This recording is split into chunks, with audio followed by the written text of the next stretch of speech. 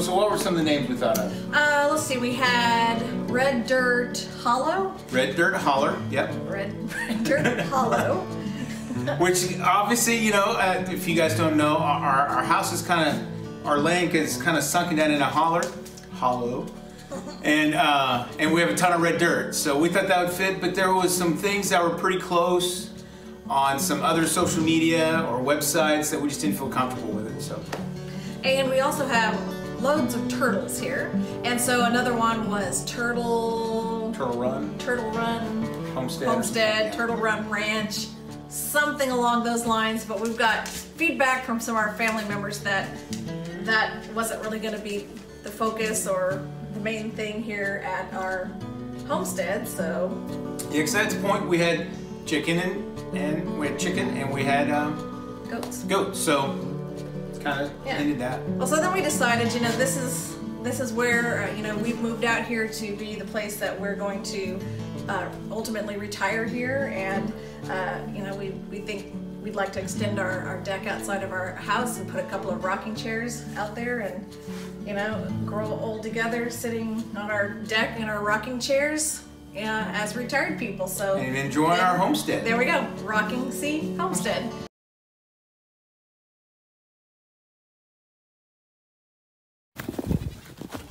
Hi everyone, this is Megan and I want to welcome you to our homestead. Hello everyone, it's Marcy and I want to welcome you back to the Rockin' C Homestead. Last week we kicked off our new series, Chickens 101, How to Get Started, with a little information about the pros and cons of all the different types of chickens that you can potentially get started with on your farm, homestead, or even in your backyard. Hey folks, welcome back to the Rockin' C Homestead. My name is Lance. I want to welcome you to our channel. And thank you for coming back and watching this third installment of our Chickens 101 How to Get Started series.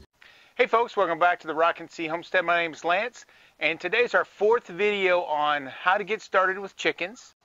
Hey folks, welcome back to the Rockin' C Homestead. My name is Lance, and this is our fifth video on Chicken 101 How to Get Started with Chickens.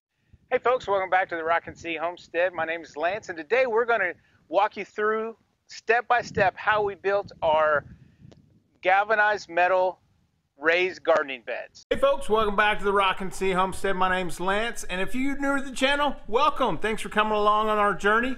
Hey, and if you want to stick around, there should be a subscribe button right there. Click that subscribe button, and if you would, click that notification bell because that lets you know that there's a new video coming out.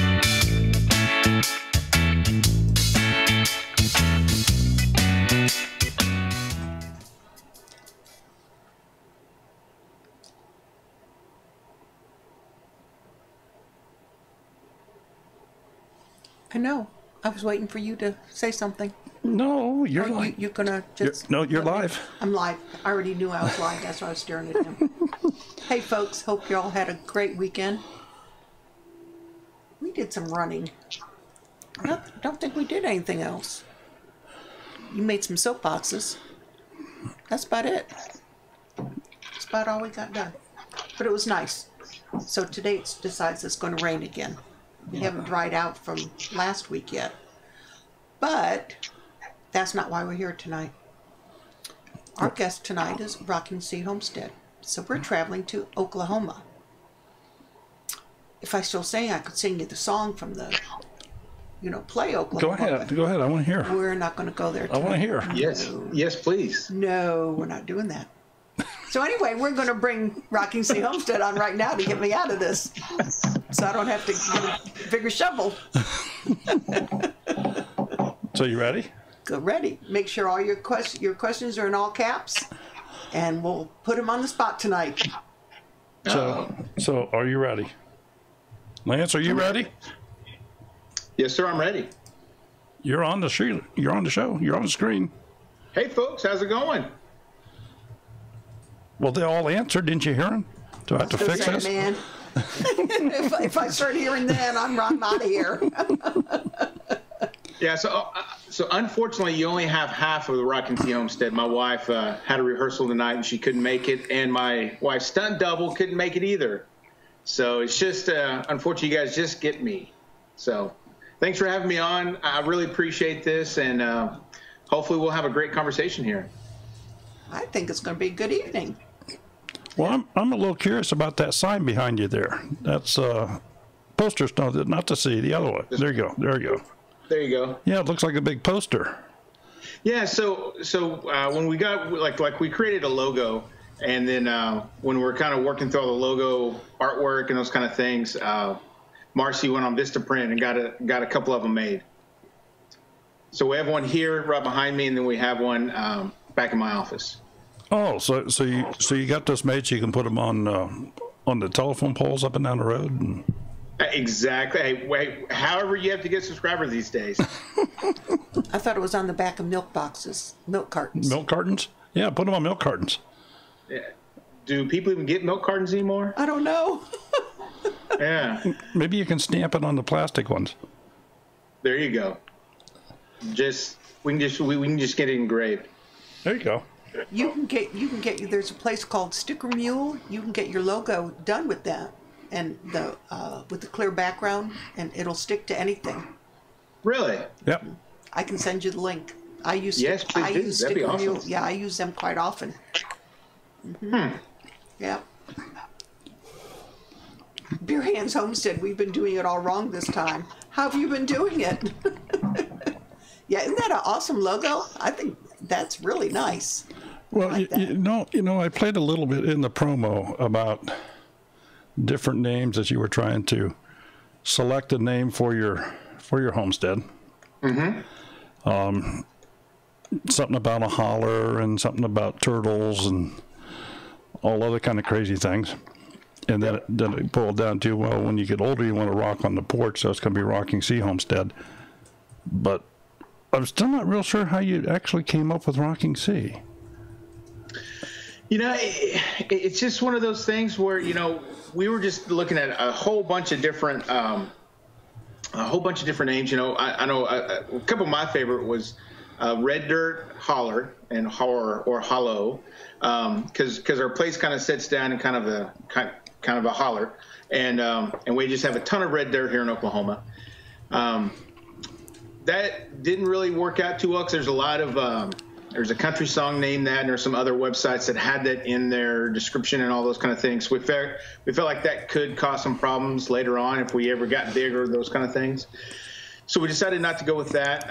And during the middle of turtle season, we get just a ton of turtles that cross through our property, like box turtles and some other turtles. So we thought maybe Turtle Run, but that didn't really fit within everything. And somehow Rockin' C came up since our last name starts with a C.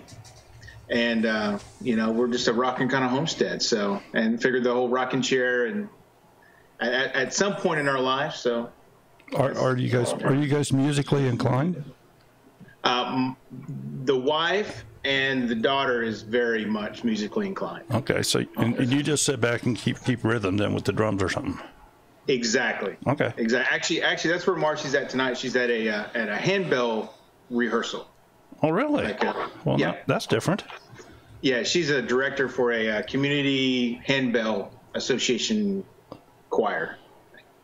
Well, that's kind of unique. Yeah. Yeah, it really is. So anyway, tell us a little bit more about your property. How big is it? I know that you mentioned earlier it's in the middle of Tornado Alley. Yes, it is. So we own 3.7 acres outside of Norman, Oklahoma, which is almost dead center of the state. We're just about 17 miles south of Oklahoma City, but we live on the far southeast side of that, out in the country. And we have goats, we have chickens, and 3 dogs and 2 cats. So did you grow up on a farm, or your wife grow up on a farm, or? The wife has been a city girl all her life. She was a military brat. So her father was he's a retired lieutenant colonel, Air Force, B-52 bomber pilot. So they traveled everywhere, California, Nebraska, North Dakota, and South Dakota, all over the place. Now, when I was in 6th, 7th, and 8th grade, my family owns 160 acres out in northeast Oklahoma, out close to Tulsa area, out by Fort Smith, kind of in between Fort Smith and Tulsa. I don't know if you know where any of those are, but that's kind of where it is. And we lived out there, but I had lived in the city all my life, and being a junior high kid and being stripped away from all my friends and having to move out in the country where your closest neighbor was like a quarter mile away, I didn't really appreciate it as much as I do now. Okay. And, but like my parents live there now, and I love to go and visit them and going hunting and all that kind of stuff out there. So now that's the Diamond. In the city. That's the Diamond C. Yep, Diamond C Ranch. Yep. Diamond C Ranch. Yeah, you made a video on that, I know. Yeah. Yeah.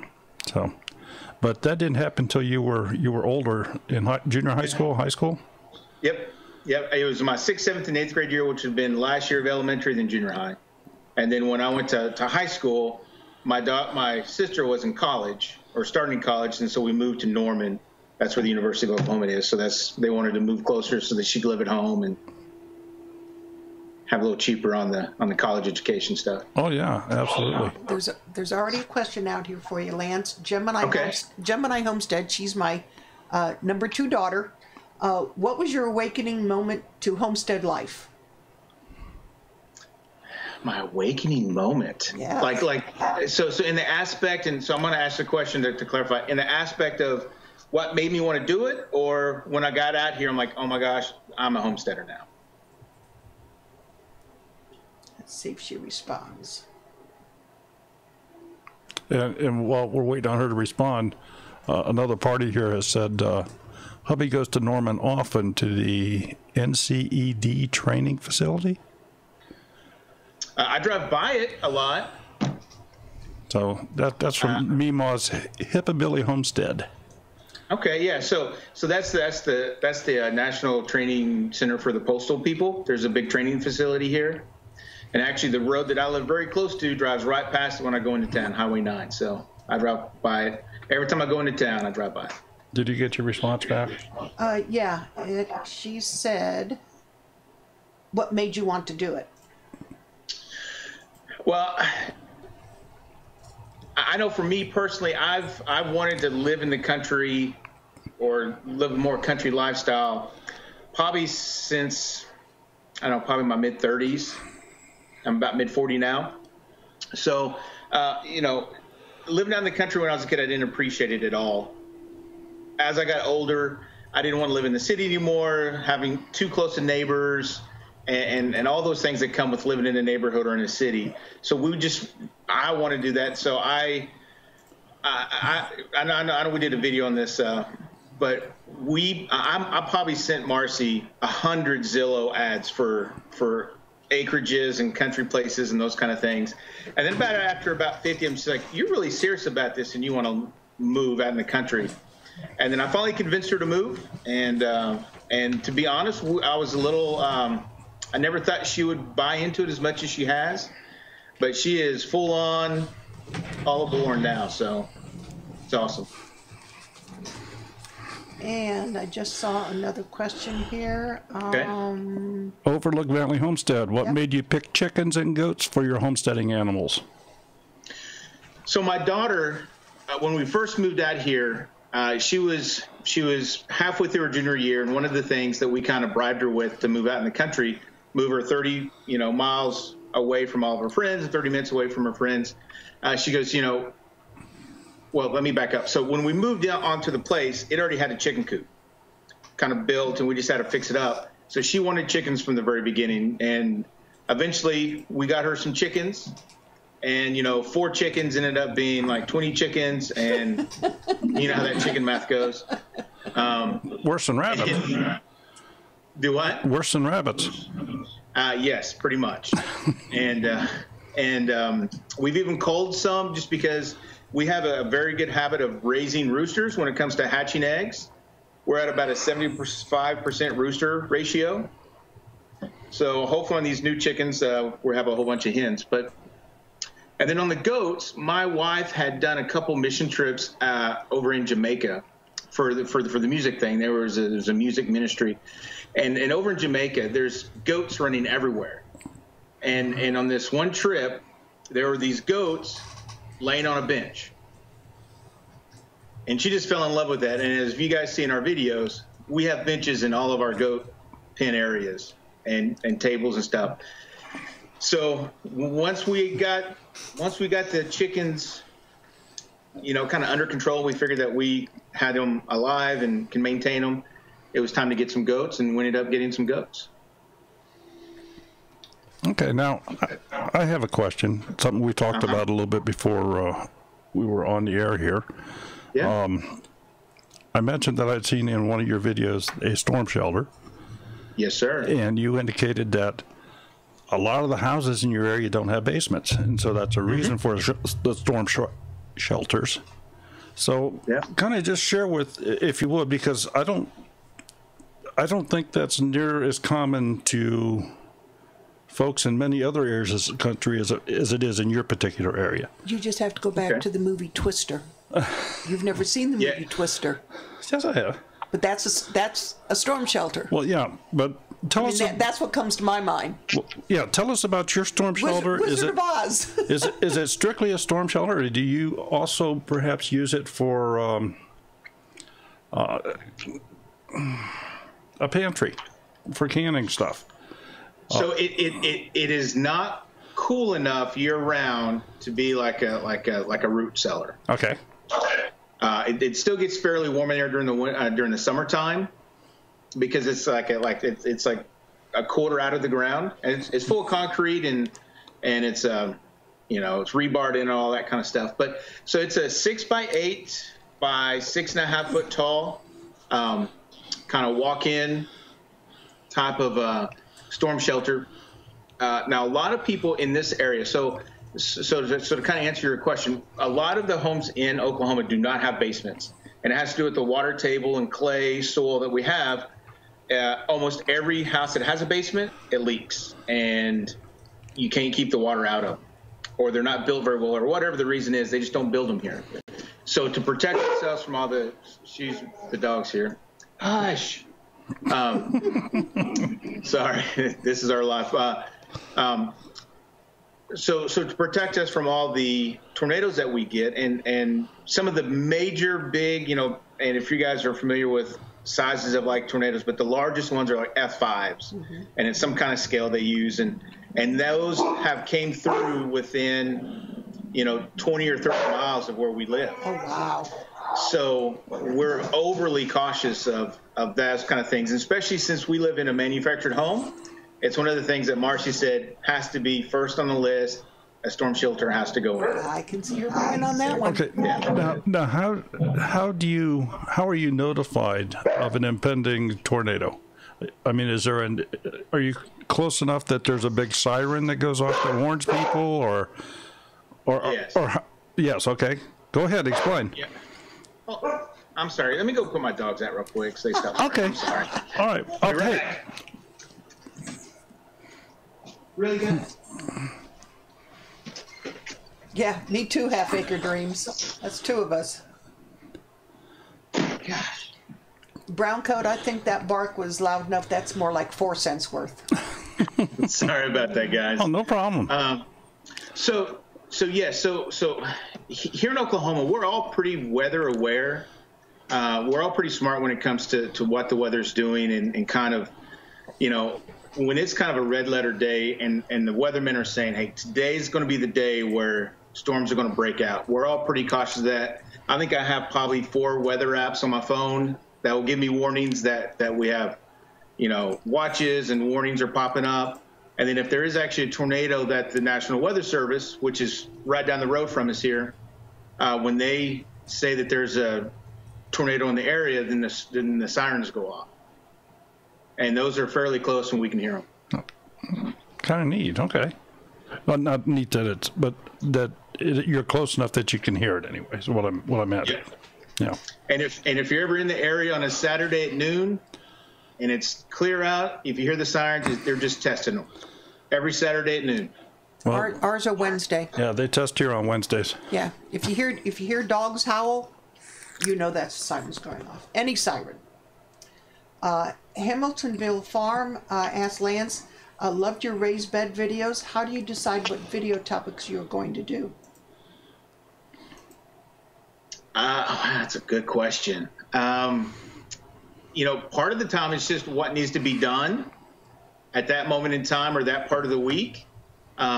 We have been trying to put out a like we have two kind of running series right now. One's a garden kind of learn as we learn kind of garden series, and those always come out on a Tuesday. So we'll have one coming out tomorrow. And then we have a chicken one that comes out on Friday, and it's our Chicken 101, how to get started with chickens.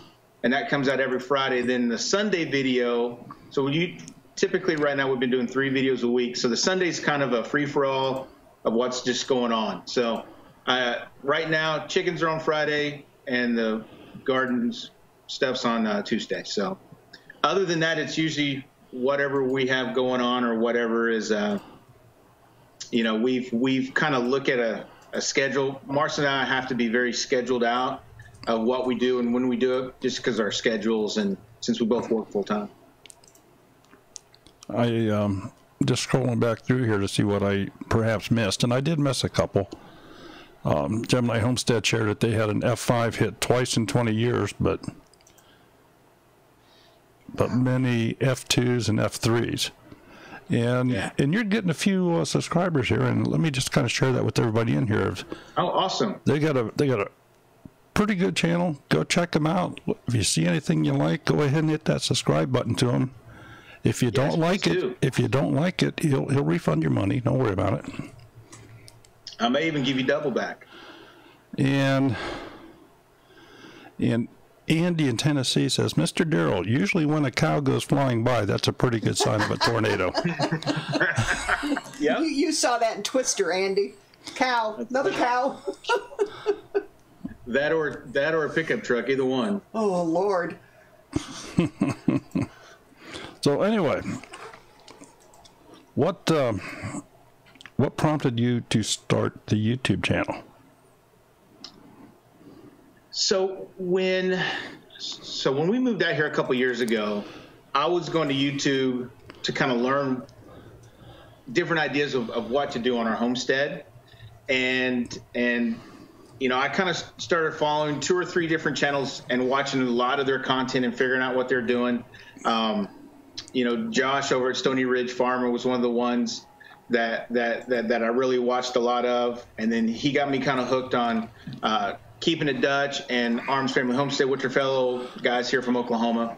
And I was like, you know, we're doing similar things, and I think this would just be a great thing for me and Marcy to do, since, you know, we were about to lose all of our kids out of the house and just have some empty nest relief, so to speak, and kind of a creative outlet for us.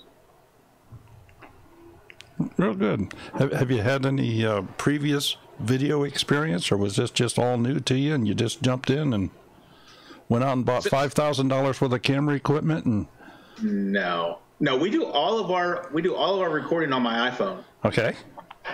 And now the only thing we've spent any kind of money on is probably audio gear, and we still struggle with audio. You know, we just got a new mic system that runs like 2 lapel mics, and the last couple of videos we struggled with trying to get both of them to pair up and figure out the syncing of it, everything. It's just a mess, but it's just one of those things of learning through that process. But to answer your question, back in high school, actually, we had a media class, you know, those big cameras that were just huge that sat on your shoulder. We actually took one of those courses, you know, like a couple times. And then my freshman year of college, I went to a community college up here it's called Rose State. It's in Midwest City for those that are close. But I took a media class, and I was trying to decide kind of what I wanted to do for my college education. And I took a course of that and decided, oh wow, that's way harder and way more involved than I wanted to be. So outside of that, not very much video editing experience at all for me or my wife. Well, let's talk just a little bit more about your editing and so forth, because we kind of talked about that a little bit before we went live here too. What you guys edit on a PC or a Mac, or do you just edit on your phones? We edit on our Mac, and we use iMovie. Okay. So you know, and we did not know how to do any of the editing at all. So last year, about I guess around June or July, we started recording and then started kind of building up videos to edit and to upload when we first started. And we found out that all of those videos were in the wrong format. And so we couldn't use them, or at that point we didn't know how to change the format to make it right. So we just had to scrap all those and start all over. But you know, my son's a pretty good kind of computer geeky guy. So he came over and showed us how to use iMovie, and then we've just kind of grown since then. Cool. Did you actually scrap those videos, or do you just? Yeah. Geez, that's a shame because you can change them. Well, they didn't know that. Yeah, then. I mean, we still have. I'm sure we still have the footage somewhere. But at this point, it's, you know, I'm sure that'd be terrible videos. Okay. That's your C-roll. Yeah, exactly. Stringfield Ridge Farm. So hard to homestead and both work full-time jobs. Do you have any suggestions on how to make that easier?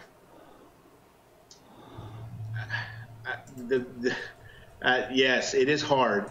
The one thing that I can say is when we first moved out here, I worked for a company where I traveled probably 3 weeks out of the month from Monday through Friday. And at that point, all we had was 6 chickens. And that was pretty manageable because, you know, the chickens had it was very automated. So we had a big bulk thing of water, big bulk thing of feed, and we didn't have to go out there 2 or 3 times a day to do that. Now, since we've got a little bit bigger and we have, you know, however many chickens we have and 6 goats, I don't think I could do that with the travel. But my suggestion is to try to automate as much things as you can, and definitely start small and grow slowly.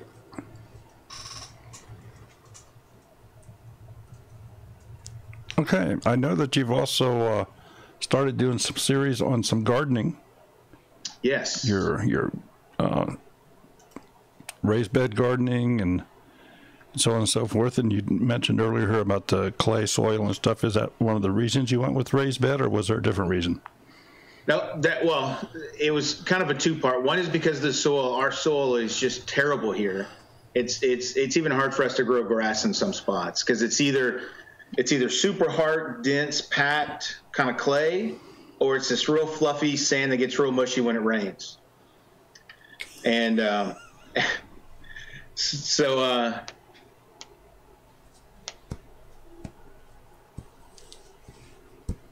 He asked again.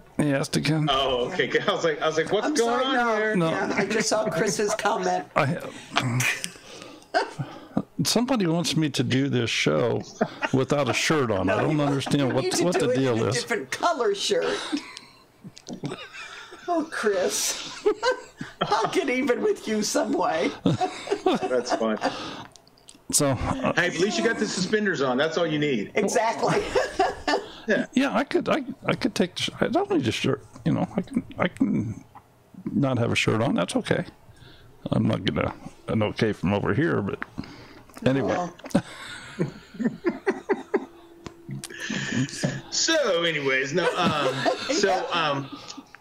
To answer your question, yes, we have terrible soil, and really, you know, Marcy and I were trying to think of how to get kind of a more prolonged kind of gardening when we get a little bit older, and how to garden kind of for the future. And so we kind of made those raised beds about 2.5, 3 feet tall, so we don't have to bend over as much, get on our knees and hands and kind of dig through the ground and those kind of things. And we're able to build up the soil how we wanted to, and hopefully that works out. I guess the experiment will continue.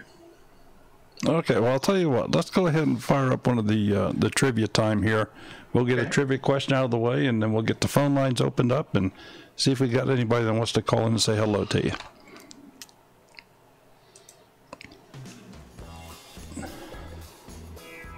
Well, hi, folks. It's trivia time again. And we have to have some rules for this, so they are as follows. Number 1, you can only win once every 4 weeks. Number 2, you must be the first person to answer the question correctly in the chat window as it appears embedded on the screen here. Your chat window may have a different order. And number 3, you have to send an email to twofamilyhomestead@gmail.com. Send us your mailing address so we know where to send your winnings. Good luck. Okay, and just for anybody that might be new in the room here, when we do the trivia, we have to go by the order of chat that you see on the screen in front of you here. Not yours, but what's in the screen window. That's the official order. It's probably in a different order than what you have beside your window on your computer there. So that's the official order, and that's what we have to go by. So the first question for tonight's trivia is, what is our Doberman's name as asked by Rocking C Homestead? What is their Doberman's name? And it's not pancakes. Sorry, Daniel.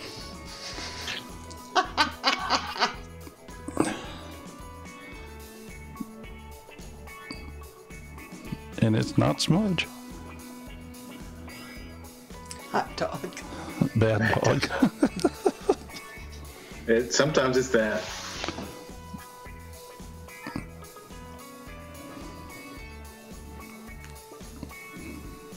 Bark, bark, bark. That's true right there, Meemaws. That's what she likes to do. And it is a female dog. You're right, Beach. Smudge is definitely not a Doberman. I suggest you all open up a new tab and go find it. You want me to give him a hint? Go for it. Sure. So her name, even though it's not spelt this way, is something that you hear a lot around Christmas. Mm-hmm. She moved mountains close. That's the name of our other dog. It's also the first name of one of our mods. That's all I'm saying. No, second name of one of our. I was going to say, oh, There we go. Yep, Broussard Homestead. Broussard. Brett, you got it. Yep. Okay, Brett, drop us an email. Say, I won. Noel is the dog's name. Yep.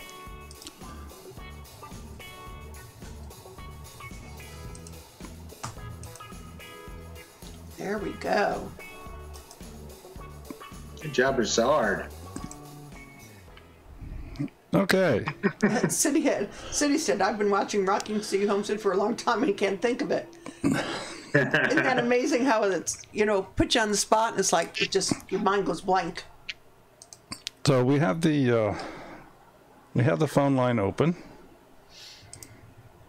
If anybody would like to call in and say hello, ask Lance any questions in person, or you see searching Sabrina's comment?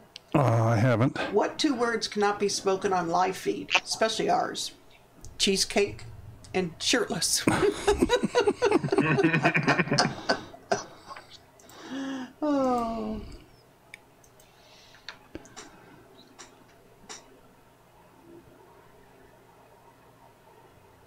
Boston Mountain Homestead, if you get one of those wheeled sit-down carts, you won't have to kneel or bend over to garden. Bet me, you're not built like I am. You still have to bend over. Yeah. Okay, let's see if the phone works. Somebody give us a call here. I'll remember that in the future, Chris. I saw your comment. What kind of soil did you amend for your beds? Is Gemini Homestead is asking. So we used Mark and Tina's formula for their super soil. So we did a full video on what all we mixed in there, but it was essentially peat moss, vegetable garden mixture, some perlite, some blood meal and bone meal, some Epsom salt. I know some kind of water crystallization. I can't think of the name of it. Sodium something. bicarbonate or something, but it's supposed to kind of the same thing they kind of put in diapers or something, but it's supposed to soak in soil and keep water in the soil. And there's a few other things that I think I'm missing here, but we did a full video on it, and we probably filled it probably about a foot and a half deep of that soil. And then here within our community, our trash, or the City of Norman's trash and waste department, they do a whole composting area, and you can go and pay $10 and they'll give you a little big old bucket full in the back of your truck or your trailer. And we put that down, and it's kind of a very similar to that vegetable garden soil, kind of a wood chip dirt mixture. And other than that, just a bunch of wood and tree debris and leaves and those kind of things. Kind of did a hugelkultur with super soil on top. Okay, this is Daryl. Who's calling, please? Hi, Daryl. It's Steven. Hi, Stephen. How you doing? Doing good. Hey, Steven, how's it going? I'm doing great. It's nice to see you. I've just recently found you thanks to Two Family Homestead, and I watched your videos in one of the playlists on making eggnog. Oh, that looks like fun. I can't wait to try it. Yeah, that was very tasty. Very, very tasty. And that was something that I learned on YouTube and just kind of followed the recipe, and it worked really good. So for those that need to learn how to preserve eggs, make some real eggnog. Okay, and let me just jump in here for a second. I know we've had a couple people trying to call. I can only take one call at a time, so if the phone is occupied, I'm sorry, I have to refuse the call or kick the current caller off. We don't have one of those really expensive deals here. It's just a single phone line, so. The Anyway. joys of Google. All right, go ahead. Go ahead, Chris. No problem. And you mentioned that you may think about doing a video on the non-alcoholic one. Have you done that, or have I missed it? You know, I did not do it. Shortly after I made all those videos, I got sick. I actually had pneumonia.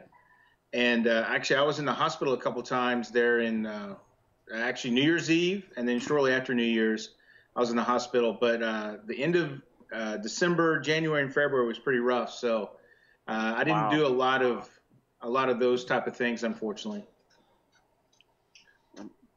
Glad you're doing better now. Thank you. I feel much better now. And if you kind of go back and look at those videos for January and February, you can tell I didn't look all that great. Right. All right. Well, I look forward to catching out on more of the videos. They looked a lot of fun, and thank you. Thanks for sharing all of the interesting things with your raised beds. Those look like a great way to do it on a good budget and do it with maybe possibly reclaimed materials. Yeah, definitely. Well, thank you. I appreciate it, and thanks for coming in and joining our journey. Well, thank you very much. Thank you, Stephen. And look forward to the rest of the night. Thanks as well, Daryl and Sherry, and I'm glad you got the package and email. That's going to be an awesome giveaway. Yeah, I figured it'd be a fun way to do that night. I enjoy doing those, and should be fun. I know you do. Yeah, that's going to be fun. I'm not even going to show anybody until that night, so it'll be a surprise. All right. All right. You guys have a good night, and I'll enjoy the rest of the show. Okay, Stephen. Take care. Thanks for calling. Take care. Thanks for calling. Bye-bye. Bye-bye. Lance, Overlook Valley Homestead, do you raise chickens for meat on your homestead? So we have culled some roosters and have taken them to freezer camp, but we have not actually at this moment in time got meat chickens. But I have convinced Marcy to do some meat chickens for the fall. So she's, once we've moved out here, she's a pretty tender-hearted person when it comes to animals, and she hasn't crossed that barrier yet fully on raising animals for meat, so to speak. So, but I think our first step in that is going to be meat chickens in the fall.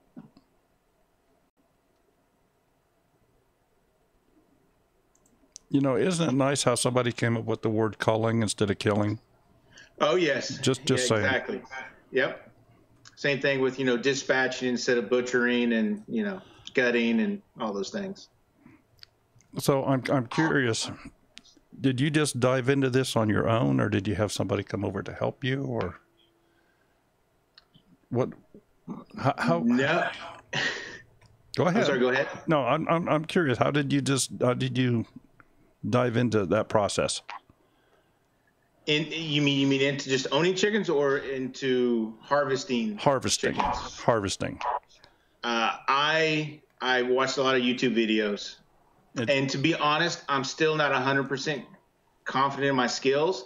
Now I've hunted and harvested deer and cleaned them and skinned them and butchered them. I mean, not like to the package where you're going to do like at a regular butcher shop, but I've done enough of those where I felt comfortable handling an animal. But it's when it's one of your chickens that you've had since they've been little babies, it's a little bit rougher. And I just want to make sure that I'm harvesting them as quickly as possible. And there's that quick as possible time elapse for all that stuff to happen for them. So hopefully here in the next couple months, I think it's in June. Actually, we were just at her place this weekend, Bad Baxter Farm. She does a full-on, hands-on clinic of how to butcher chickens, how to pluck them, and all that other stuff. And she kind of steps you through that process A to Z. So I'm looking forward to go to that and getting a more hands-on in a more structured way. Other than that, it's just me and my son do them, at least at this point. Okay. Well, you mentioned hunting too. So are you an avid hunter out there? I mean, is that something that you do every year, or fishing, or what other types of outdoor activities do you partake in? So I love to hunt and fish. I'm not able to go fishing as much as I used to. Back when Marcy and I were first married, we went fishing all the time. And then kids came along and you stopped doing some of those things you do when you're just single. And now, we still haven't quite got back into the mode of going as fishing as much as we have. She is not into hunting at all. So it's usually me, my son, or my daughter. And we typically go out to my parents' house and they're in their 160 acres and usually go deer hunting. I usually go deer hunting at least 4 or 5 times a year. We have different seasons here in Oklahoma, like bow season, guns, rifle season, black powder season, and all those different other types of seasons. And I try to get at least one deer. And if I can get any more, I will get more, but at least try to get one. And I haven't really did a lot of bird hunting, like when it comes to like quail or pheasant or those type of hunts. But now since my dad is raising quail and they're releasing some on their property, hopefully next year we'll be able to do some quail hunting. This is Daryl. Who's calling, please? Hello. Hello, Daryl. This is Dawn from Mima's Piccadilly Homestead. Well, hey, Dawn, how are you? I'm doing good. So I was going to ask the question this evening. He mentioned that they are empty nesties, and we're almost there. We've got 1 of 3 left at home, and I'm a new subscriber, so I haven't really watched but about one of your videos so far, Rocking Sea. But well, thanks for coming along. Pardon? I said thank you for coming and joining us. Yes, you're welcome. What I'm wondering is, did you guys transition before you moved to where you are now? Because, as you're getting older and you ache a little here and there and this and that, you don't get as much done. So we're just finding that we're at that stage in our life. And I wondered if you might have anything that you would like to share this evening about you know, just about that stage where you are and trying to get everything done. Yeah, and you never get everything done, it seems like. No. You know, there's always something to do. So we moved out here when my daughter was still in high school. So she was in her mid of her junior year, and my son, he's a little bit older. He'd already moved out, but he lives close by. So if we ever need him to come help us, we can usually bribe him with some food or some barbecue or something. Okay. Yep. Thank you. Which is very helpful, because I mean, there's some things that Marcy and I can do, but you know, there's some limitations on weight lifting and you know, we're just not as strong and as we once were. So definitely, you know, it definitely takes a toll on the body, especially when we first moved out here. You know, we weren't used to doing that much physical labor, so it was definitely a toll. But I think as you kind of build up those homesteading muscles a little bit, you know, when you're starting to have to put in fence and you're starting to have to lug around hay and feed and water, and then you start doing all the different projects. I mean, I've probably used my hand tools and the tools I've had in my garage for years. I've probably used more of them in the last year and a half than I did in the last 10 years prior to moving out here. Okay. Well, I was just curious. Like I said, some folks are, you know, born into stuff like that, but you had mentioned how you had moved a couple years or so ago, and with the kids being gone and stuff, I kind of was just curious how you guys managed then. You know, and if there's a big project that we have going on, you know, like when we built out a second chicken coop, we bribed the rest of the family, like my wife's sister and her son and our niece over, and try to get as many young people as we could over to help out with those projects. Sounds good. I think we're all on the same page, right? As we get in that stage of life. Bribe them with food and things. Yes, whatever it takes sometimes. There you go.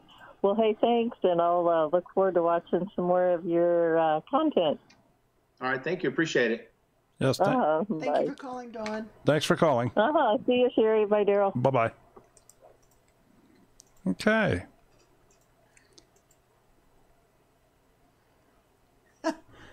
Brett, trust me, I've done the same thing. It's like I was trying to think, what did you see that I didn't? So it's cool. She'll be back. Yeah, our ex-daughter-in-law, her grandfather, the sheriff's department used to call, he was one of the guys the sheriff's department used to call if someone hit a deer. So he would go pick it up and do whatever he had to do. Yep. Mm-hmm. I think Daryl's hit a few deer with his, not since we've been married, but No, but still when you kids are small. Yeah, I've had my share. Yeah. And usually the car does not win when that happens. I've never known it to. Although one I hit with the dump truck that I owned, and it really didn't hurt that a bit. I can see where that may be a different story there, sir. For sure. But it did take us a while to find the deer. Oh. It was at night. It was dark. And I knew where I hit it, but I didn't think that I hit it hard, so I was afraid that I had just injured it. And, and going back to find it was not pleasant. Yeah, and sometimes, you know, those deer, I mean, no matter how big the vehicle is, I've seen them where they've kind of pushed themselves off the vehicle and been able to been just fine and ran away.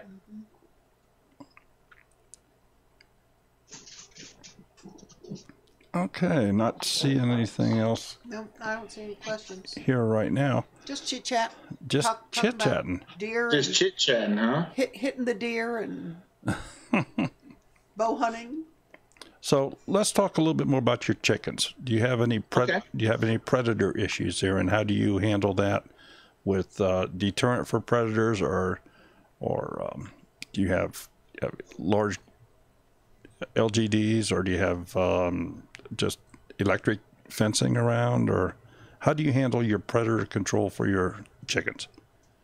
So probably our largest predator in where we live is probably neighboring dogs.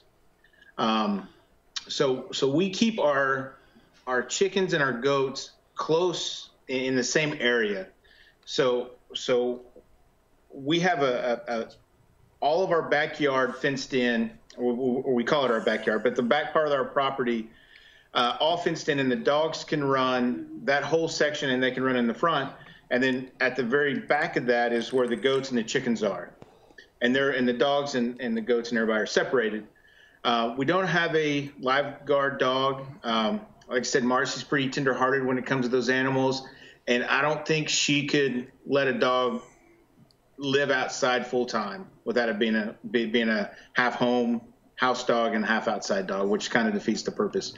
But we do have a dog door, and our dogs can go in and out all night long, and they bark at stuff. So I think that kind of helps with some of that.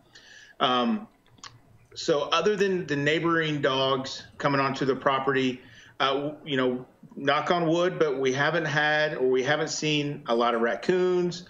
We haven't seen a lot of bobcats. Those are typically those type of predators that we'd have around here, or possums. We've seen some possums, but not back by the chickens. So, we've got, like 4-foot fence up, made sure that it's all the way down, actually below the ground level, so they can't dig it up. Every now and then you have to go fix some of those areas because the chickens will scratch and try to get through there, or not maybe get through there, but they just kind of dig up beside the fence.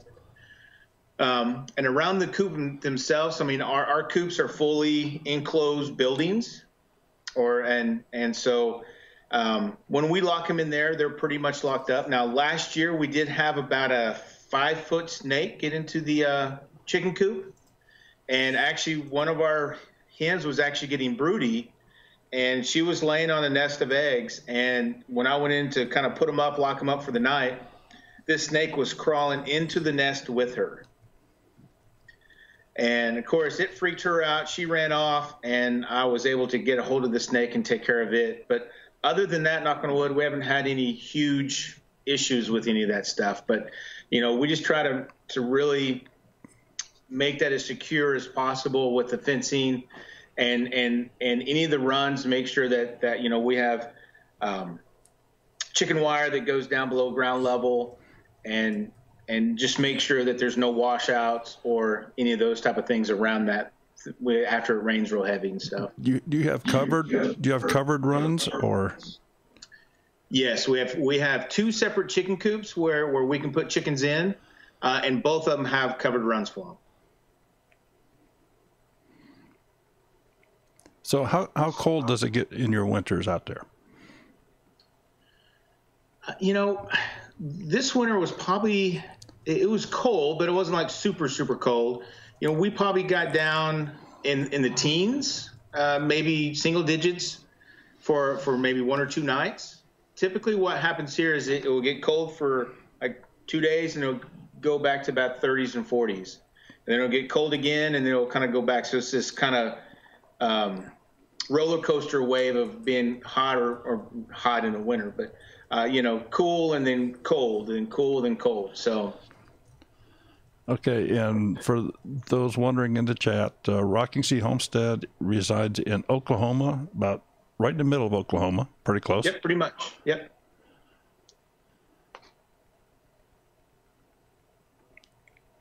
Now the chat is all about snakes. Ugh. Snakes? Yeah, Marcy doesn't like snakes. Oh, I don't know. Oh, thank you. But I tell you, that is a good cure for a broody hen, letting a snake crawl into the nest with her. It stopped her for about a month and a half. Okay, Gemini Homestead is asking if you use any solar on your homestead, any solar panels and. The only solar that we have is those little solar lights that are about, let's see if I can. They're about this big. And we have a couple on our male goats pen area because there's no electricity down there. Everything else has electricity, but some of our fencing and we have another outbuilding that we have some little solar lights that are motion sensor. That was a dog toy. Yeah, that was Noelle.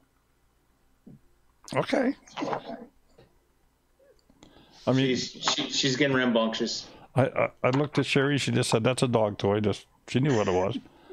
I had not a clue. I didn't know what kind of livestock you had coming at you out there. You never know. The Citysted is asking, what percentage of food are you looking to grow for yourself this year? That's a great question. So, one of our goals for 2019. Hey, stop it! Stop it! I'm on live. Yeah, hush it. So one of our goals for 2019 is to have at least 1 meal a week where everything is either harvested from our homestead or a nearby homestead, or even my parents' place. So hopefully, when it comes to the vegetables, this year, we are. Well, I'm going to take that away.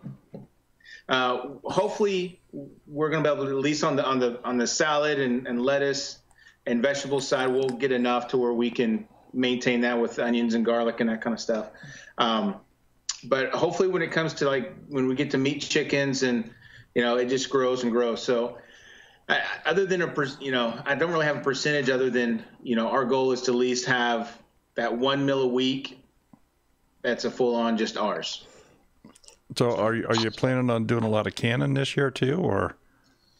We are hoping to. My mom is a canning fool. Marcy and myself have never really preserved anything other than I've watched my mom do it. So once we get to that point in our gardening season, I think there's a work exchange going to happen that I'm going to go down to their place and work over a weekend, and then I'll bring her back up here, and then she will teach me how to can and go through that process, and we'll make some videos of us canning stuff. It's addicting. I'll tell you now. Yeah.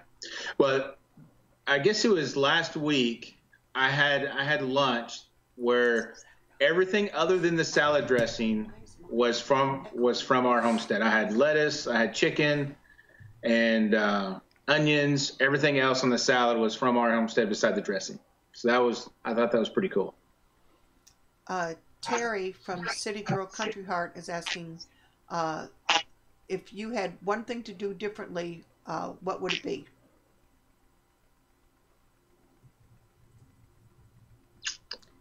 One thing to do differently. I would have. Well, I think there's a couple things. First off, is we would have probably planted trees that first year that we were here, like fruit trees or nut trees, those type of things. We're kind of a little bit behind on that portion of it. And then probably the second thing is thought out some of the fencing structures that we put up and where we put them up and how we put them up. Because we've had to redo a couple of those a couple times just because we've grown or changed our mind, and having those in a different format would have been helpful. Okay, well, I've seen we've had a couple people asking about trivia time, so maybe it's time for another trivia question. Yes, it is almost. Yeah. So let me get Smudge over here and go through the rules with everybody again. Well, hi, folks. It's trivia time again. And we have to have some rules for this, so they are as follows. Number 1, you can only win once every 4 weeks. Number 2, you must be the first person to answer the question correctly in the chat window as it appears embedded on the screen here. Your chat window may have a different order. And number 3, you have to send an email to twofamilyhomestead@gmail.com. Send us your mailing address so we know where to send your winnings. Good luck. Okay, and for those of you wondering, because I forgot to do this last time. I was going to ask you. Tonight's prize is a package of some sort of flower that I cannot even pronounce the name of, a ranunculus or something. Anyway, they're pretty little flowers that you can plant in your garden. It's a perennial, and they should pretty well grow pretty well in the whole United States. At least that's what they claim. So anyway, this is what the prize is. If you are the winner, you have to send us an email to Family Homestead, if you would, please. And the second question is, and please remember, the chat on the screen is the one we have to go by. The question is being asked by Rocking C Homestead, and this involves their goats. What was the YouTube channel name that we bought our bucks from? They bought their goat bucks from another YouTube channel. What was that name?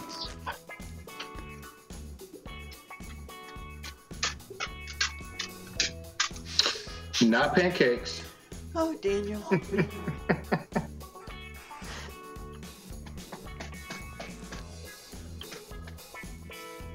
Nope. It was not Arms Family. It was not them. Nope, not Roots and Refuge. Not VW.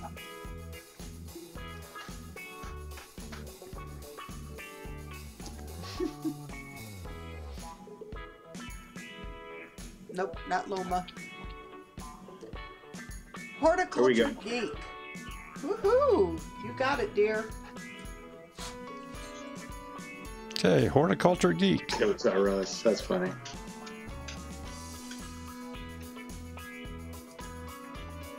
Horticulture Geek, please send us an email. Give us your snail mail address.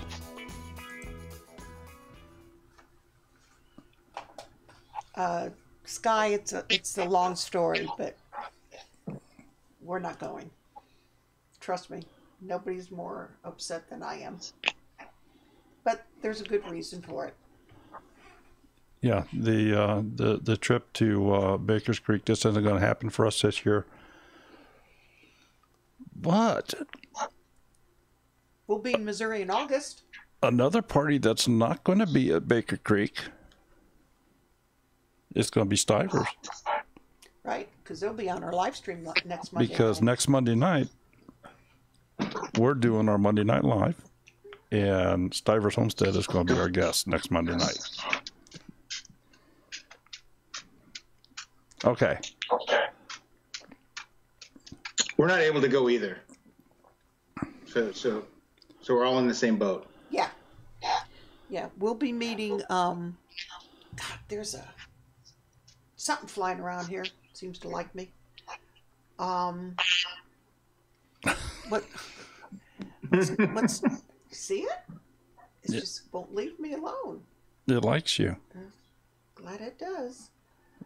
I don't know what it is. Next month we will be meeting up with Big Bear, Jason, and Robin. They're coming to Ohio, so we are going to meet them. We're going back to Layman's, I think in June or the end of May. I think it's in June. In June, because Joel Salatin will be there, as well as Stacy Lynn Harris. Don't tell Joel, but it's Stacy Lynn Harris I'm going to go visit. So then in July, the end of July, is Pratt Family Homestead Hootenanny in Michigan. We're going to that. And then the very next weekend, we're going to be in Hannibal, Missouri to Off Grid with Doug and Stacy's Life Conference. And I already know that I'm bringing 2 cheesecakes, at least. Oh, Life with Linda. I love Layman's.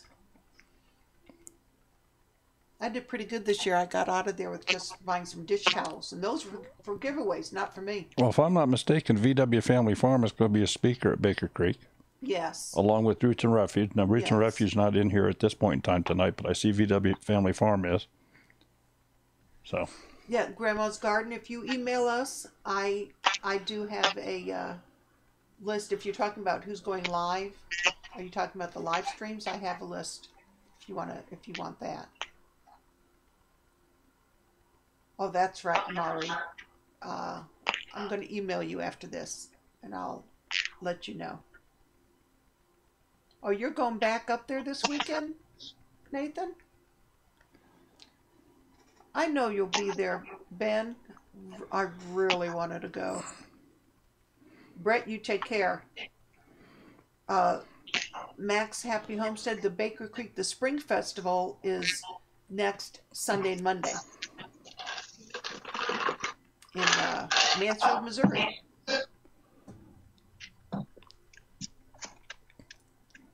Yeah, that seemed like seems like a pretty good festival to go to. Yeah. We just couldn't work it out on our schedule. Yeah.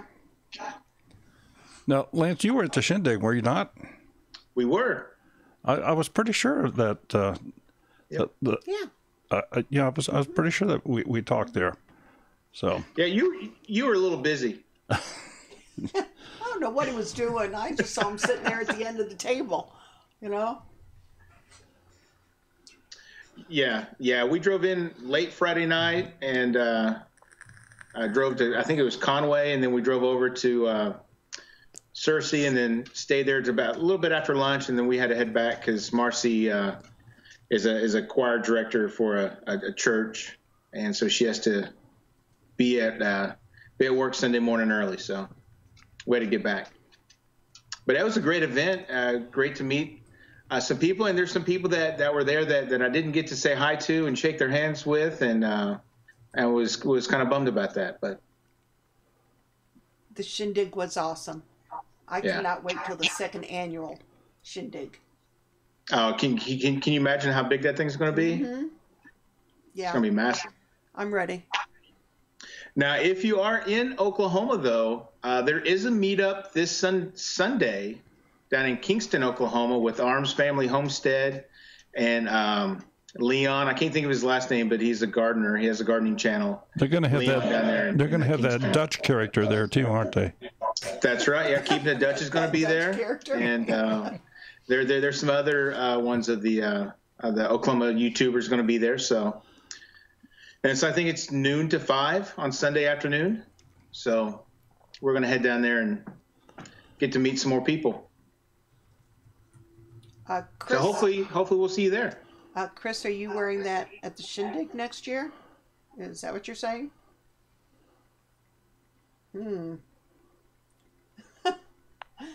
J Love, so you will have a blast.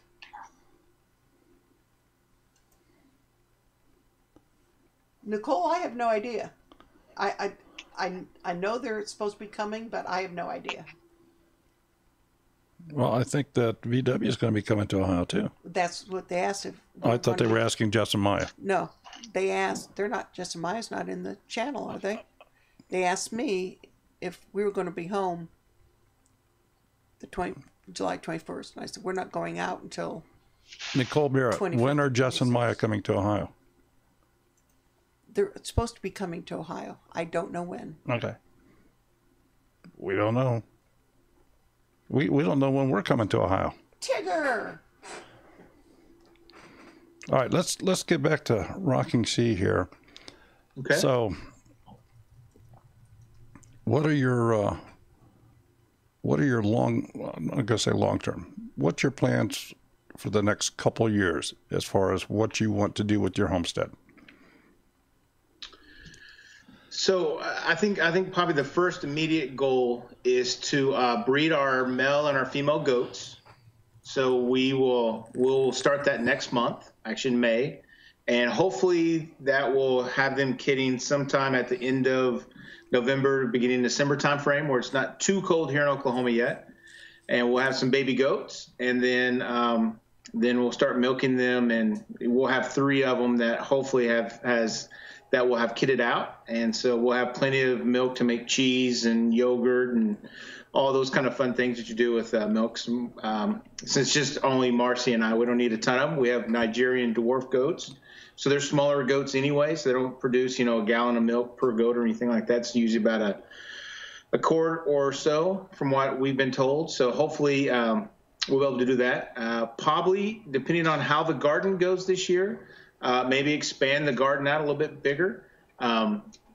Definitely in the fall, going to get some meat chickens, probably run about 20 meat chickens at least, and then maybe some for friends and family or whoever that local that want to help out with that. And then I would love to have some little baby pigs and even raise them for harvesting. And I don't know if Marcy's quite into that, but I would. Any desire for quail like your parents have? They try to get me to take quail every time I'm there. Well, they have just a few of them. Just a few.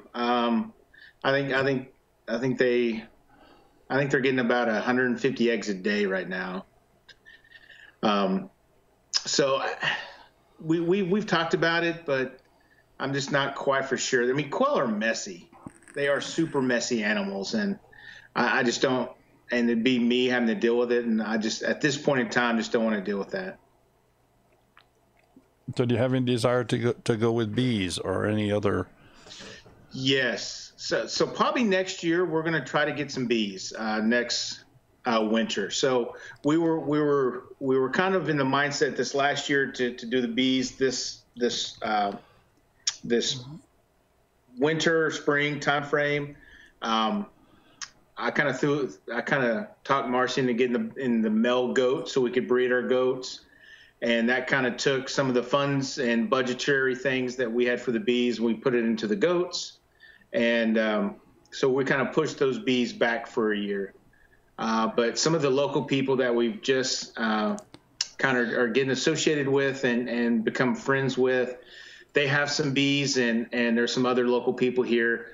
I would really love to be able to work with somebody and help them with their bees, because I'm totally have no understanding of how to handle bees or what to do with bees other than what I've seen on YouTube. So I would love to be able to get some hands-on experience before I get my own. So if you're local, need some help, let me know. I'll be glad to come out and help you lug around some stuff for some free advice and tutelage. Well, and I know that Ben's in here with the VW Family Farm, and he's pretty knowledgeable on bees and so forth. So yeah, Ben, I need some help. Hey, shh. I think Marcy's getting home. Okay, and somebody did ask about names, so it's Lance and Marcy, and I know your daughter's been in a video or two, and yep, her name is. Her name is Megan. Megan, okay. And my son's name is Christian. Okay. So there you have all the names. Yep. Hey, Marcy. Hey. Actually, Marcy just got in.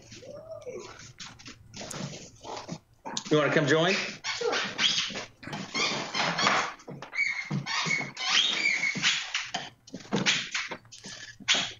Well, good evening, young lady. Hello. Hello there. Too short. Nope. Maybe move back. Maybe just scoot back here. I just get closer. There you go. Yeah, the camera's right here. It's like, where am I looking? All right, sorry about it. We're getting rearranged here, guys. All right. Got her in the video here now, and sounds good, so go ahead.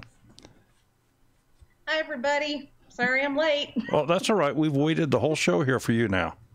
I listened on the way home. Oh, did you? Good. I did, yeah. Gosh, I hope she didn't hear that one story. Well, I heard your story about pigs. Yeah, see? Meat pigs, and it's a no. We'll see. Well, I mean, if they're going to be my pets, it's fine. Well, yeah, call them bacon and sausage. Well, we know some Bacon people. bits? We know some people that have pigs in their house. No. Besides, That Becky with Hope's oh yeah, Southern Mamas and Jamie. and Jamie Jamie has a pet pig. has a pet pig, and Yeah. yeah. Yeah, Marcy's aunt has some pet pigs. She has some potbelly pigs. She has, yep. Chop. So what are your goals and desires for? For the homestead, Yes. well, we've far exceeded. I mean, we far exceeded anything I had ever thought we would do here already, and really this guy driving the whole thing. But it's been a lot of fun, just riding the wave of his enthusiasm. I think probably Marcy would want like a better front porch Oh yeah, and a better fire pit area. yes. Some of more of those cosmetic things just around the homestead. Yep. I want to build and expand that deck on the front of the house, and I'd like a nice path, lighted path down to the fire pit. We've got that already done. I just would like it to be more. Yeah. Well, and obviously, we don't know. You said you had what, 3.5 acres roughly, I think. Yep. 3.7. Okay, is this? I mean, do you have close neighbors then, or is it? Are you way out in the country? You got 3.5 acres, but the closest neighbor's a quarter mile away or half mile away, or? So it's weird. So we live about 24 miles or so outside of Norman, but we live like in a little estate. I don't know what you'd call it, but like I think our closest neighbor's probably 300 yards away. We can see them, but we don't really see them that much. Okay. You know. I mean, it depends. One of our dogs is trying to jump on us here. So on the north side of our property, we see no neighbors at all. On the east and west, we have neighbors that we can see, but one of them's at the back end of our property. So a lot of our buildings, like our chicken coop and our goat pen, it's all backed up in there, so we don't really see them too much. And the people that are on the east side of our property, they're kind of up and over a hill from us. So we see their cars, but we don't really see their house too much until we get up closer to the road. Okay, so would you describe the terrain as rolling? Yes, nothing's flat. Okay. And it all kind of slopes southward. Yeah. Everything rolls down to Texas. Pretty much. Yep. Yep. I don't know if that's good or bad, but yeah. Depends on what's rolling.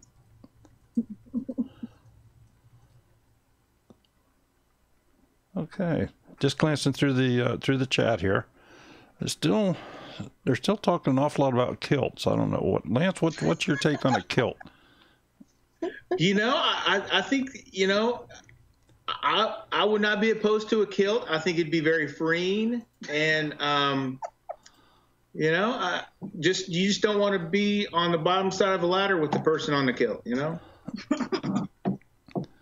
Well, the way this is going, I have an idea that next year at the shindig, there's going to be. Single dad says he's wearing his. Well, and I see that he's kind of thrown out a thing here to Ben. And No, Ben said that's not in his heritage. It's not in his heritage. I've been watching, yeah.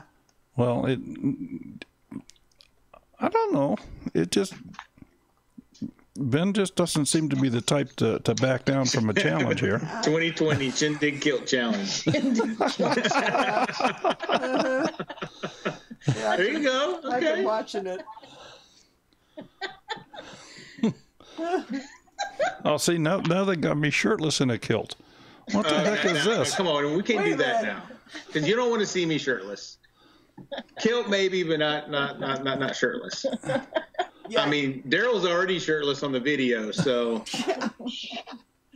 Harvesting the bounty. I think Ben is more on the Viking side. Yeah, I agree with you on that.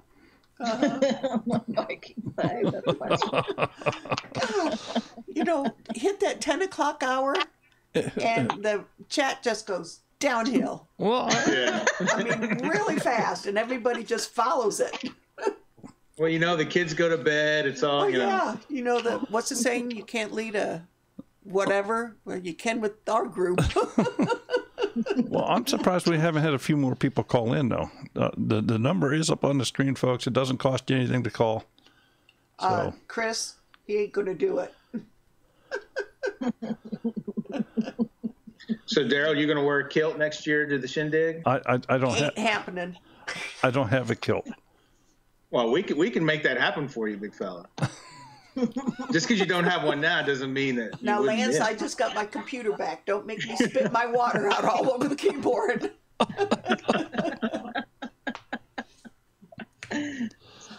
Look at that. If you do kilts and no shirt, you win cheesecake from Two Family. But Overlook, he's already part of Two Family. Oh, Lord, here we go again. It's 10 o'clock, can't be a... Hey, what's up? Oh. Okay. No, you call myself. Oh, God, Christy, yeah. Men in kilts and suspenders. Chris, are you wearing that's a look, isn't it? your kilt? Bye-bye. That would be a look. Favorite DIY project. So someone had a question here. What's our favorite DIY project? Raised beds, I think. I would say at this point, I think we've probably done it the best and looks the best is probably our garden beds for sure. And it was fun and not terribly difficult. No. I mean, we just did it ourselves. We didn't need any extra help. It just took a while, multiple weeks. We learned as we went. Yeah. Hello, this is Daryl. Who's calling, please? Oh, this is me. Hey, Ben. So we have VW Family Farm on the phone here. Hey, Ben, how's it going, sir? It's going good. How about you? Doing good. So, why are we hesitating on bees? It was more of a cost of getting all the equipment for the bees and the bees themselves, and it seems very complicated, and we don't want to go in it and just kill all the bees the first month. I think there's a fear factor there for us. Yeah, I can totally see where you're coming from there. Have you tried catching wild bees? I knew you were going to go there, Ben. So, no, I wouldn't be opposed to it, but I have not seen a swarm, at least on our property. I've seen some bees around, but just like one or two. I've seen, a lot of wasps. We have a lot of wasps. Yeah, but when you go fishing, you don't see the fish either until you put the bait. Exactly. That is very true. I haven't went out there and looked for them. But yeah, other than I think just the fear of doing it wrong, and not knowing what we're doing, I think it's probably we're super interested. We'd love to be mentored by somebody for a few months, but I mean, we may pull the trigger on it before that because it's definitely something we really want to do, and we've got the space. I was really nervous my first little bit. I guess pretty much the first year because I was in them at least once every week, but. After you get over that fear of, all right, what am I gonna do wrong? You'll start figuring it out, and there's plenty of videos out there. Yeah, and there are some good, what do you call them? Like societies around beekeeping groups here in this area. There's actually a lot of them. Lance has gone to a few of the meetings. So there are people who are doing it around here, and there's good support. So, yeah, we probably just need to figure out what our next steps and get a timeline set. Yeah. Lance, do you have the ability to build some of your own equipment if you so desired? I mean, I'm thinking that could be a lot cheaper than buying. I don't have a lot of woodworking tools other than like your skill saw, your jigsaw. So outside of that, I'm not for sure how those boxes go together. He does? Okay. Just look into your different options. Of course, there's always the option of buying used off if you can find them on Craigslist, this and that. But if you go on a lot of bee supply places, if you want to put the work into putting your boxes together, just getting the kits and building them yourself, I mean, that's a money saving in itself right there. So there's ways to get in it cheaper or, less expensive. Yeah. So if that's something you're interested in, I mean, I'd be glad to help you out with getting you started on inexpensive ways. I know that's the way we have to do things around our farm, is try to do it the least expensive to be able to get into it. Yeah, that'd be awesome. So do you recommend the vertical hive or the horizontal hive or those flow hives or whatever else they're called? Well, I've never had a flow hive, but no, I don't recommend them. Just what I've seen of them. I do the traditional Langstroth hives. Mm-hmm. What most everybody does. I've tried the long top bar hives. Me and everybody else I know that have tried them has not had very good success with them. The Langstroth hives are proven, and they're really easy to build. Yeah, I know that we were talking to somebody on Saturday about that, and the one thing that he was talking about with the horizontal hives is if you ever need help or if you need someone to watch your bees for you, you have a lot less people that can help you with that, just because not a lot of people use them. Yeah, that and the ability to be able to, like, I've got so many different hives that if I have a problem with one hive, all my hives are the same, so I can use frames out of this hive, put it over in this one. It's just a lot more versatile and useful.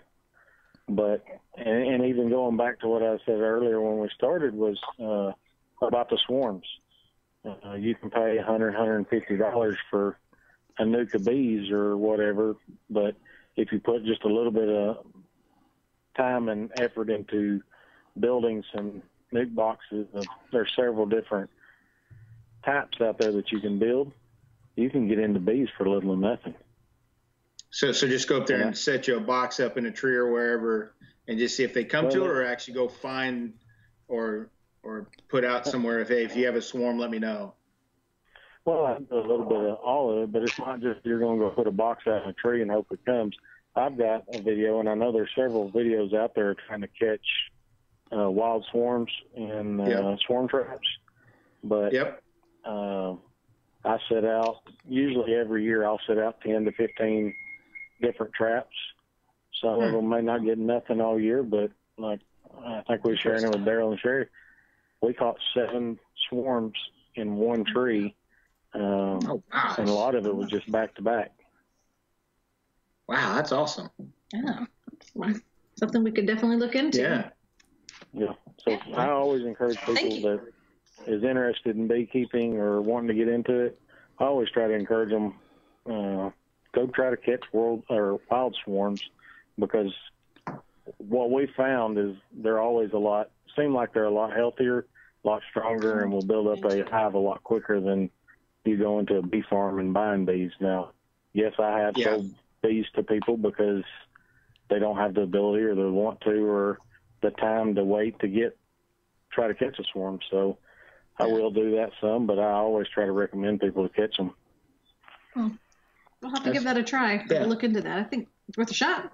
So are we out of that season at this point of the year, or does that keep going on for the next month? It's hot and heavy right now. I'm sorry, what was that? It's hot and heavy right now. Swarm season is from now till probably mid-June. Oh, wow. It's pretty hot. And then after June, you'll get another flow of different flowers blooming. They swarm a lot when there's a lot of nectar and food sources coming into the hive. The queen, long story, but the queen starts laying a lot. The hive gets really big. Well, they can't all fit in their area wherever they're at. So they know by nature that we need to make a new queen, and half of that hive will leave and half of it will stay. So that's just God's way of repopulating the bee population. Awesome. Okay. Oh, that's great information. Thank you. We're super interested in doing bees, so maybe something we get started on sooner rather than later. Yeah, so I'm gonna have to reach out to you and kind of get some more information on that. Yeah. All right. Well, Still talking about kilts? Yeah. Yes, Somebody kilts are else call in there. Yeah, well, Ben, it looks like you're being elected to start a new Facebook group, Killed Honey Farms or something. Oh, wow. Guilty beekeeping. Yeah, harvesting honey in a kilt. No, thank you. Yeah. And Andrea's in the background saying yes. Now that takes a man to be able to do all the bee stings. Yeah, I can picture Andrea doing a video on this. I know. Kilted Honey Farm. I know, she's across the living Love Adventure. She's across the living room from him, just rolling on this one. We're trying to And help if you out, put a Andrea. lot more, I guess a lot more time into, y'all got me sidetracked. I'm sitting here reading comments now. If people put a lot more time into specialty breeding of their bees, and I don't, but they do tame bees down somehow. Because there's one guy that I watch a lot on YouTube, that's Don the Fat Bee Man, and he works his bees in shorts, a tank top, and nothing else. He don't wear any protective gear or nothing. So, Wow. You can get what they call docile bees, but I'm not going out there like that. I don't blame you. Ben, someone's asking if they would be catching their neighbors' bees if they set a trap. No, I mean, yeah, you could. But if the bees are going to swarm, they're going to, unless the neighbor takes care of it before they do swarm or they got swarm traps of their own, they're not going to be able to keep them bees. You know what I'm saying? If they leave that hive and start finding somewhere else to live, it may be in your swarm trap. It may be up 20 foot up an oak tree. It may be in Joe's house, a quarter mile down the road. Yeah, it's a little bit hard to fence in a swarm of bees. Yeah. I've caught, one time I was setting some of my swarm traps about a quarter to a half mile away from a bee farm, and I'd catch their swarms. Even people that, I guess that's their profession, is beekeeping, and that's some of their main income. They're not going to keep all their bees from swarming. A bee colony can swarm, fairly quickly. So if you're not going through it, your hives fairly quick or fairly often, or know what you're looking for, yeah, you could lose your bees. But if you catch your neighbor's bees, that's their loss. If I lose my bees to my neighbor, that's my loss. I ought to be going through my hives better.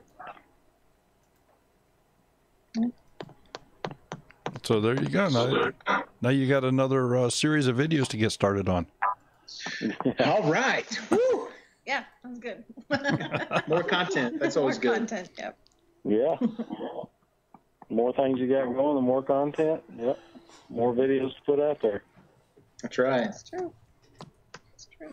Well, while we have Ben on the phone, just in case you want to maybe ask him something that I haven't seen you talk about. You built your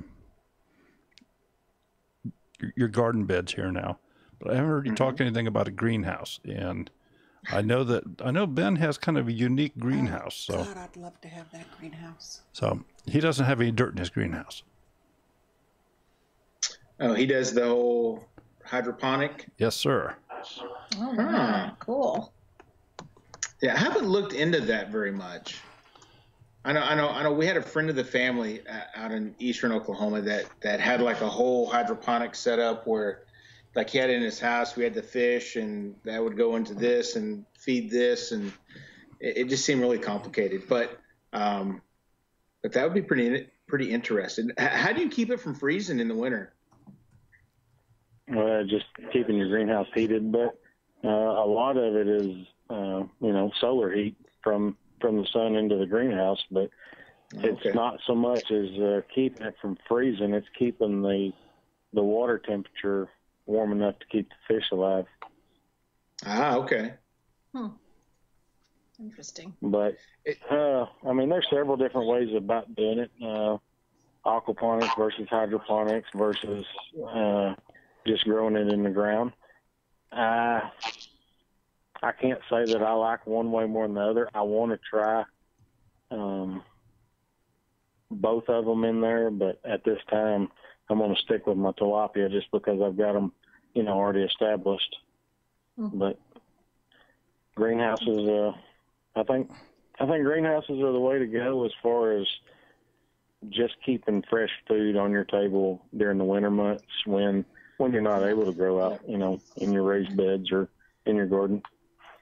Yeah, we have talked about getting a smaller greenhouse, or either get one and have it hauled in, or make our own sometime in the late summer, early fall, so we can continue having the greens and some of those other vegetables that we're used to. Yeah, definitely interested in that. I mean, I was, this last winter, we're able to keep a little low tunnel system set up over our herb garden and some lettuce, and having that fresh throughout the winter. And really right now it's exploding. It's been super awesome. Yeah. We really enjoyed it. Yeah, that was one of Andrea's main things when I started the greenhouses, is she was wanting the lettuce year round, because that's one thing, you can't preserve it. You can't can it or whatever. So yeah.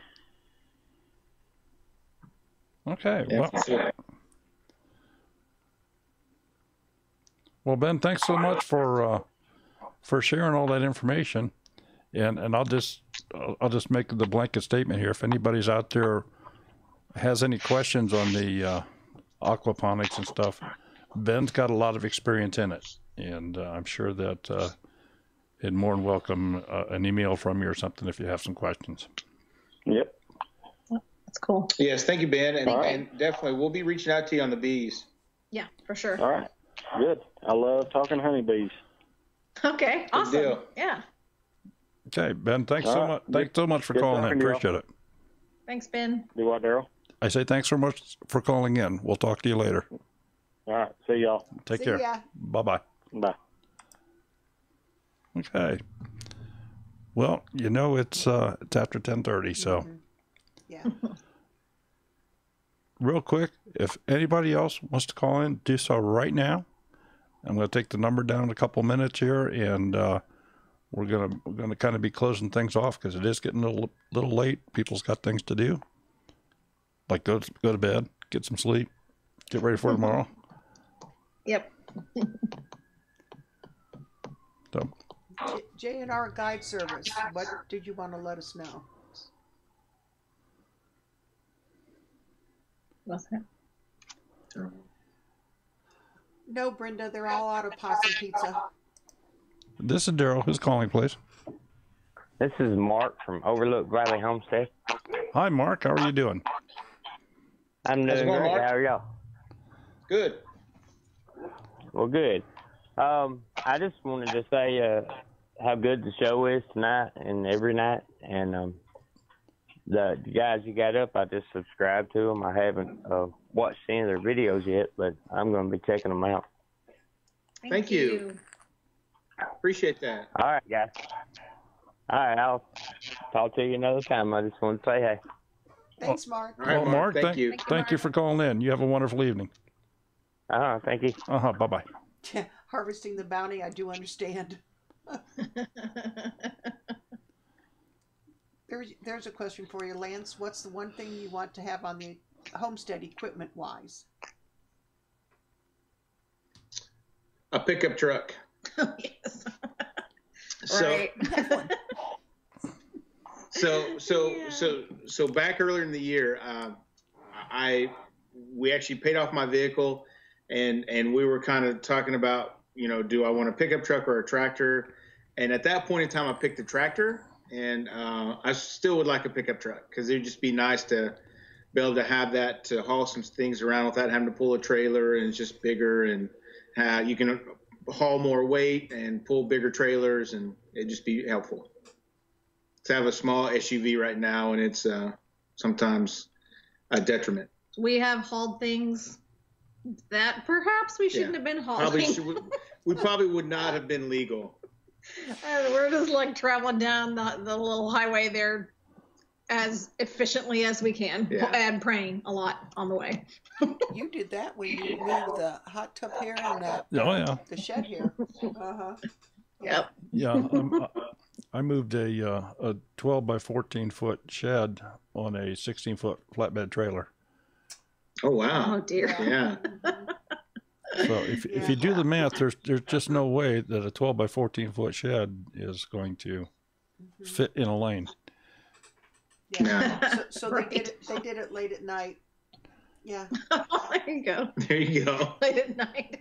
It's like he's running moonshine or something. Yeah. Pretty much. Running sheds. Running sheds. If we were doing videos back then, I mean, this one would have definitely gone viral because he had to jack the thing up because it's fiberglass. Yeah, it's fiberglass shed. So he had to jack it up and jack all the sides up to back up the trailer under it, and then very carefully and slowly drive it down. Because we live off our road is off of a state route. Yeah, state highway. Yeah. So drove it very slowly and drove it here, and then they had to jack it back up and take the trailer out from under it and put it. Yeah, did the same thing to our hot tub. Wow. Mm-hmm. Yeah. Sometimes he's just not right in the head, but it worked. Hey, sometimes you just have to make it happen. Yep. You know, you have limited resources and you got to get it done, and you just have to go for it and just hope for the best. You keep telling yourself that. That's what I'm. Yeah. It's a story, and you're sticking to it. Christy said you haven't lived until you've transported 4 6-foot trees in Cadillac. Oh wait, yeah. Oh Lordy. Do you have any things you hope to grow on your raised beds that you would call your favorite?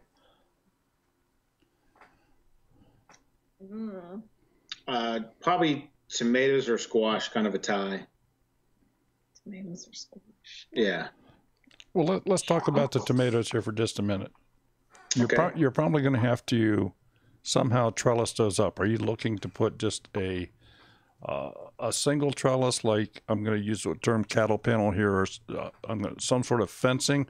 Or are you going to use the more traditional thing that goes around a tomato that never works well and always falls over? Or we were just talking about that yesterday. Yeah, so I haven't decided yet. We've talked about doing like trellises that maybe go from one bed to the next, or from the bed to the fence.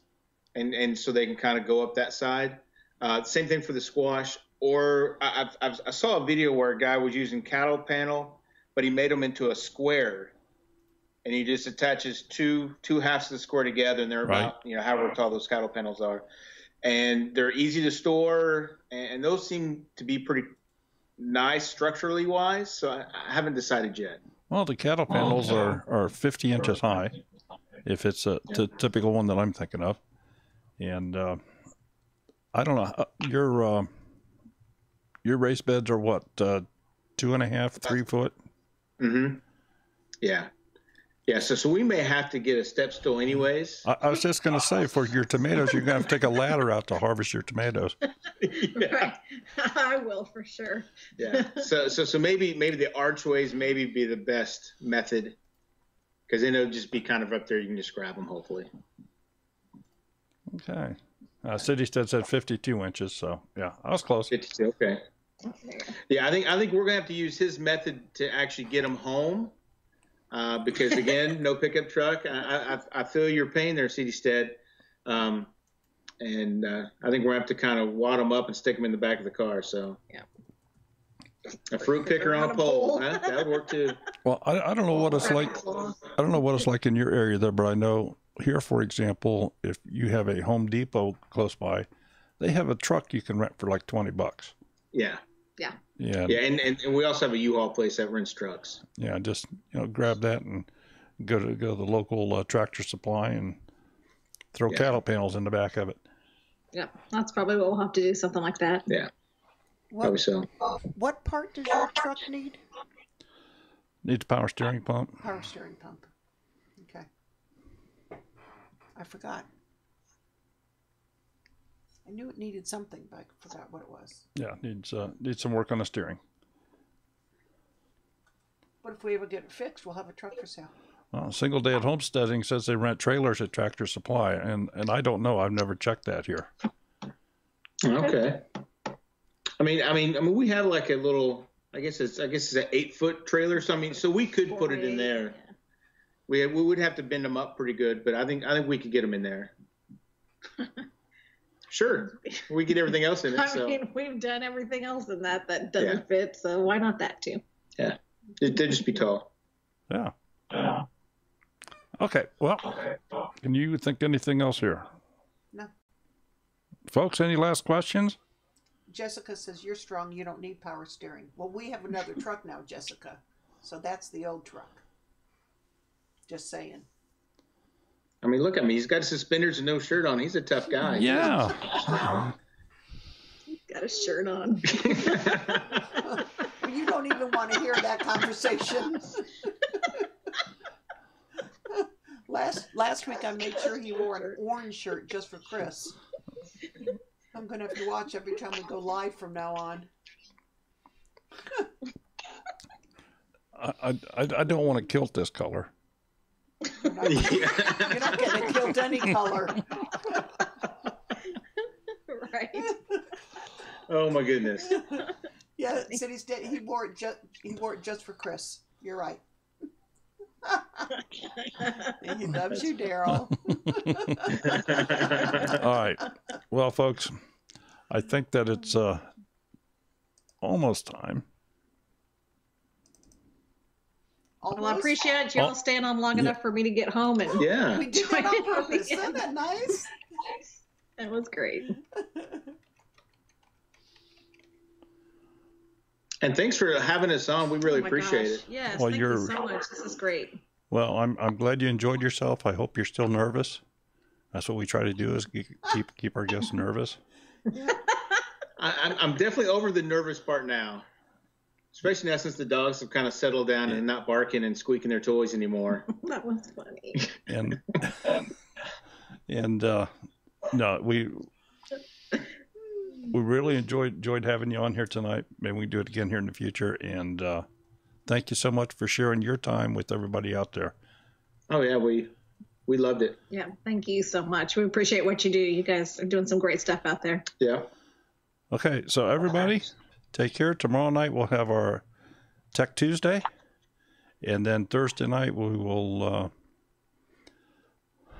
probably be live. It's going to depend a little bit. We have something else coming up here, but tomorrow night we'll do our Tech Tuesday, and everybody have a wonderful week. Take care, folks. Take care. All right, thank you, everybody. Thank you. Appreciate it.